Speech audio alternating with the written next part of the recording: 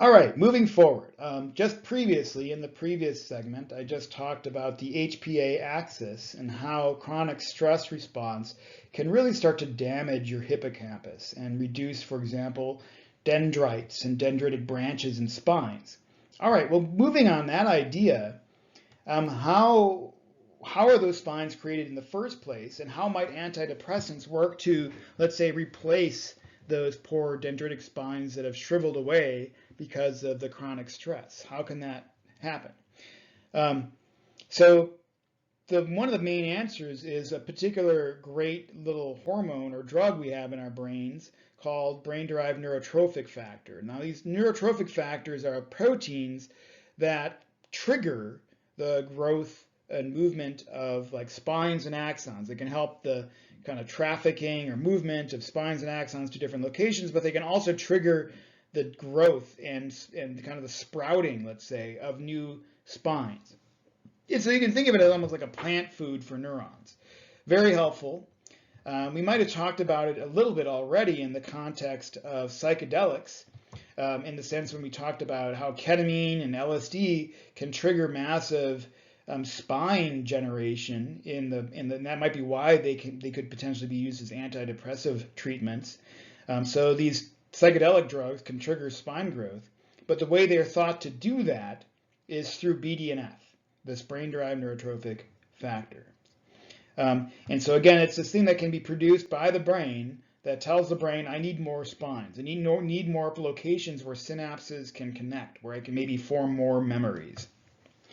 And going back, the classic treatments for depression, like the SSRIs, the MAOIs that I just mentioned, or mentioned in the previous segment, they go ahead and are thought to increase the levels of BDNF over time in the brain through either epigenetic, well, usually through epigenetic changes in how the genes are expressed.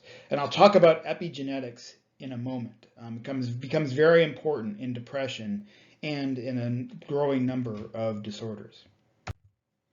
All right, but sticking with BDNF for now, BDNF is low in the hippocampus and the prefrontal cortex. That was what PFC is, prefrontal cortex, of depressed patients when you look at their tissue after they've died. So relative to controls, these BDNF levels are low.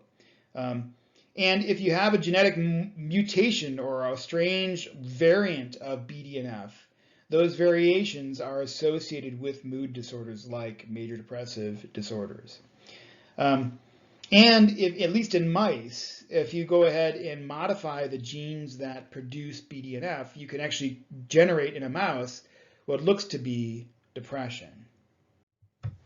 All right.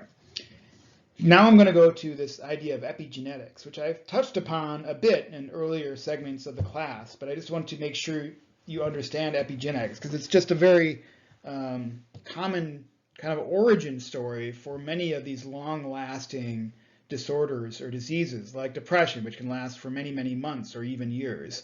So epigenetic changes are changes that happen above the genome.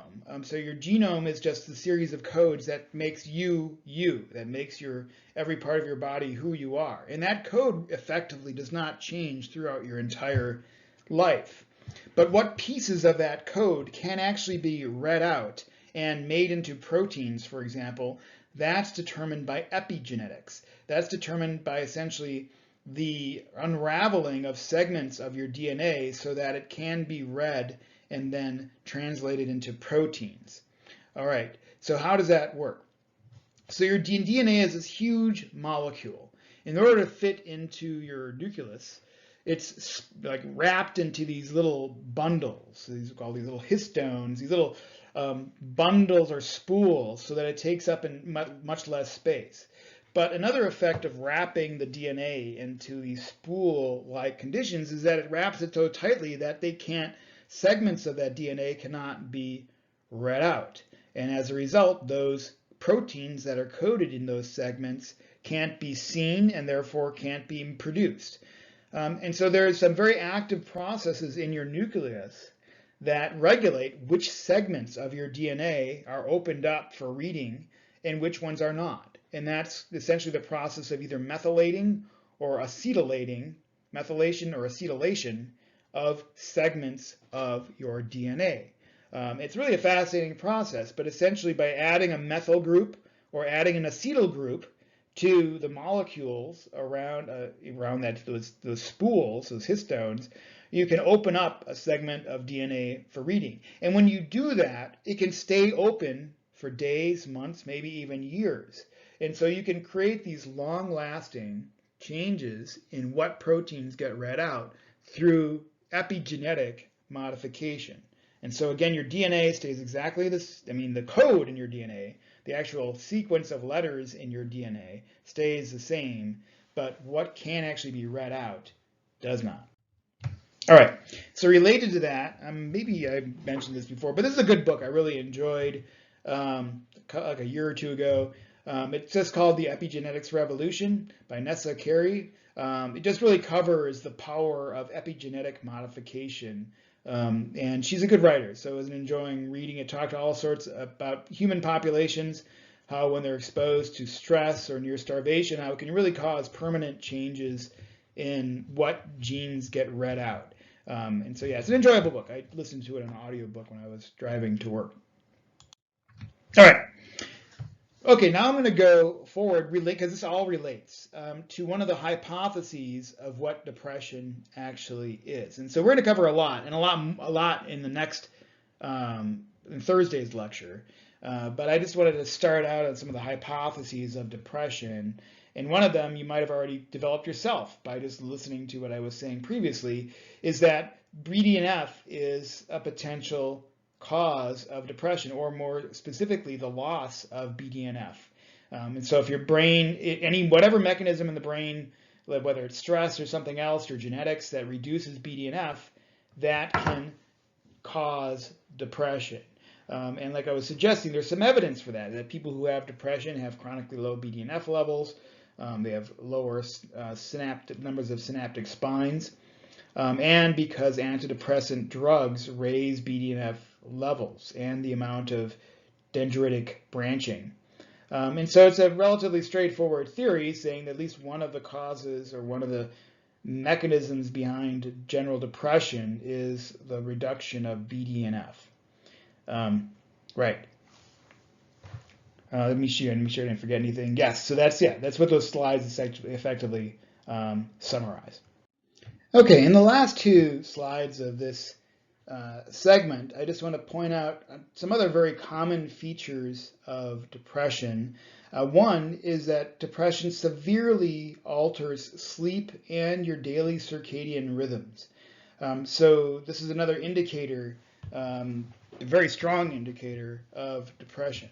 So for example, they have a much more irregular circadian response. Like circadian means throughout the day. So throughout your 24-hour waking and sleeping cycle, your body temperature changes in a very regular way, your metabolism changes, a lot of things in your body changes, especially your hormonal levels.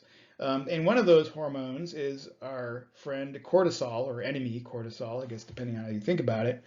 And you see that in depressive patients, we already know that those levels are higher in depressive patients, but they're also more variable, more erratic. They go up and down and fluctuate a lot more in depression. So there's something messed up with the circadian regulation of hormonal levels in depression. Okay, now moving from circadian rhythms, it's now natural to move right over into sleep and depression.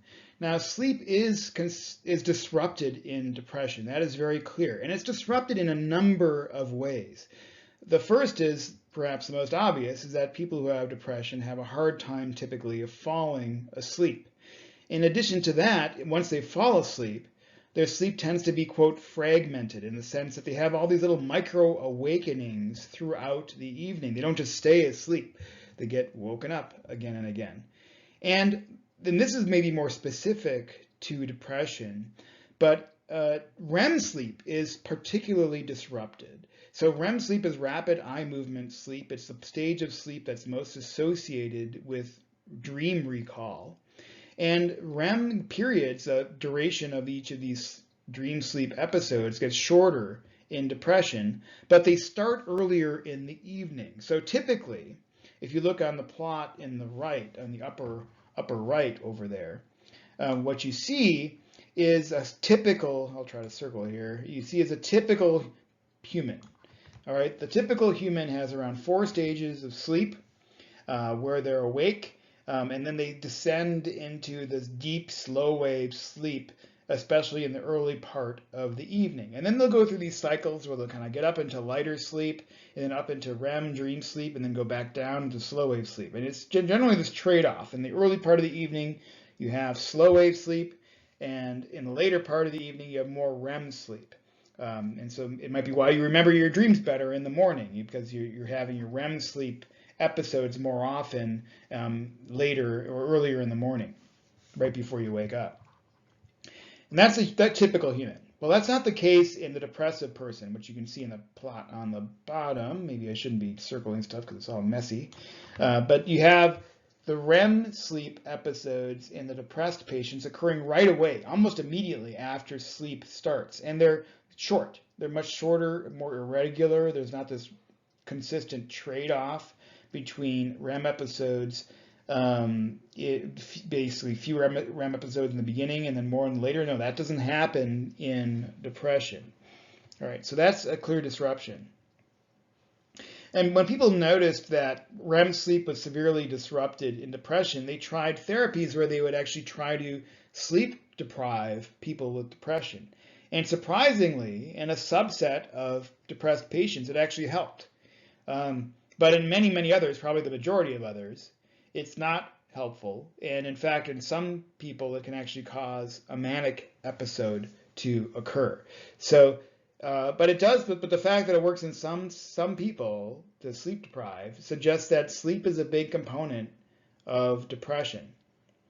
All right, switching gears. I'm not really switching gears, but going to circadian cycles again, and how do you regulate when you fall asleep? Well, your brain does this through a number of mechanisms, these clocks in your brain that regulate circadian cycles.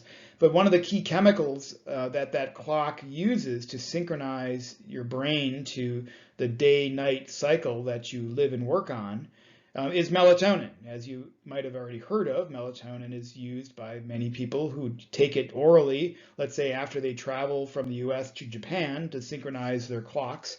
Well, it's used by the brain. It's produced by the pineal gland, and it is used to trigger or synchronize or organize the timing of when you should start sleeping and when you should wake up. So melatonin is very important for that, and it's disrupted in depression. But people thought, okay, well, if I go ahead and give patients, just like I give somebody who's traveling halfway around the world, melatonin before they go to sleep, maybe that'll help synchronize their sleep cycles and improve the depression. But unfortunately, it does not seem to be very effective. It seems like a logical way to do it, but it doesn't actually seem to help.